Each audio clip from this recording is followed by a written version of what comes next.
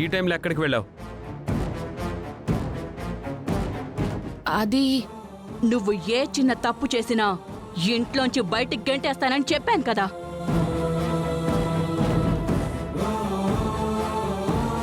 కానీ రాత్రి 10 గంటల టైంలో ఇంట్లో ఎవ్వరికి చెప్పకుండా నువ్వు బయటికి వెళ్ళావు అంటే దేనికోసం వెళ్ళావు, ఎందుకోసం వెళ్ళావు, ఏం పని మీద వెళ్ళావు?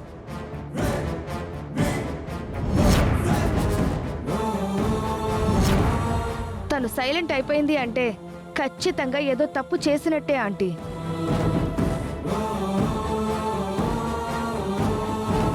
చిక్క తనని ఇంట్లో ఉంచాల్సిన అవసరం లేదు.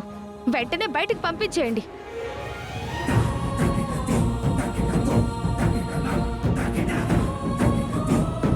వదిన్ని కాదు, ఎక్కువ మాట్లాడితే నిన్ను బయటికి పంపిస్తా.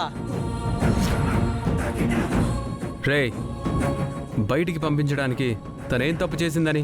మరి వదినేం తప్పు చేసిందన్నయ్య? తప్పు చేయకపోతే ఇప్పటిదాకా బయటికి ఎక్కడికి వెళ్ళింది అది చెప్పమను.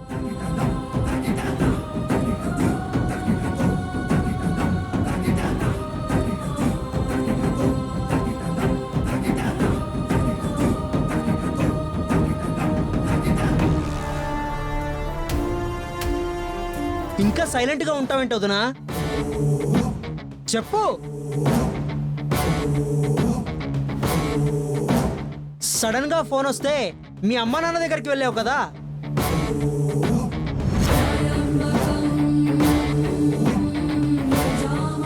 ఆ విషయమే చెప్పు.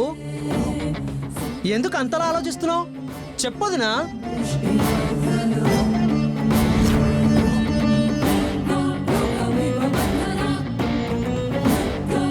ఏంటి, వాళ్ళమ్మ దగ్గరికి వెళ్ళిందా? అవును, గుండమ్మ గారికి వెళ్తూ బాగోలేకపోతే సడన్ గా రమ్మని ఫోన్ చేస్తే నాతో చెప్పి వెళ్ళింది.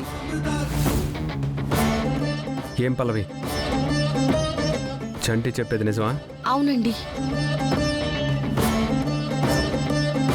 అమ్మని చూడ్డానికే వెళ్ళాను. అమ్మని చూడ్డానికి వెళ్ళావా? అయితే ఇంట్లో వాళ్ళెవరికి చెప్పాల్సిన అవసరం లేదా నీకు?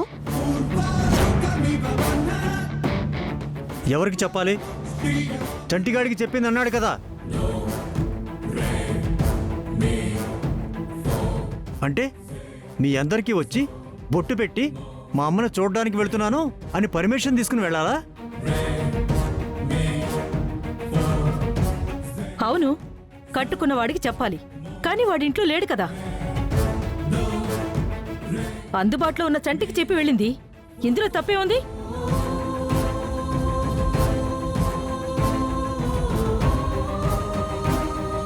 వాళ్ళమ్మ దగ్గరికి వెళ్ళింది అని చంటికి తెలిసినప్పుడు, మరి ఎంతసేపు ఈవిడ లేదు అని మేమందరం గగ్గోలు పెడుతున్నప్పుడు ఎందుకు మాట్లాడకుండా నుంచున్నాడు వీడు?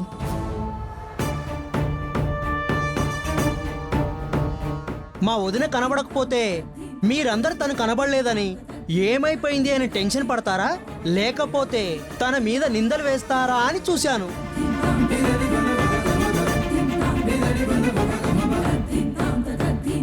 మీ బుద్ధులు ఇంతే.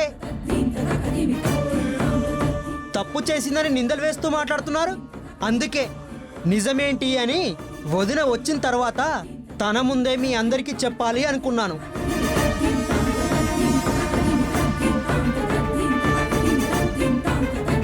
అందుకే ఇప్పటి వరకు ఆగాను.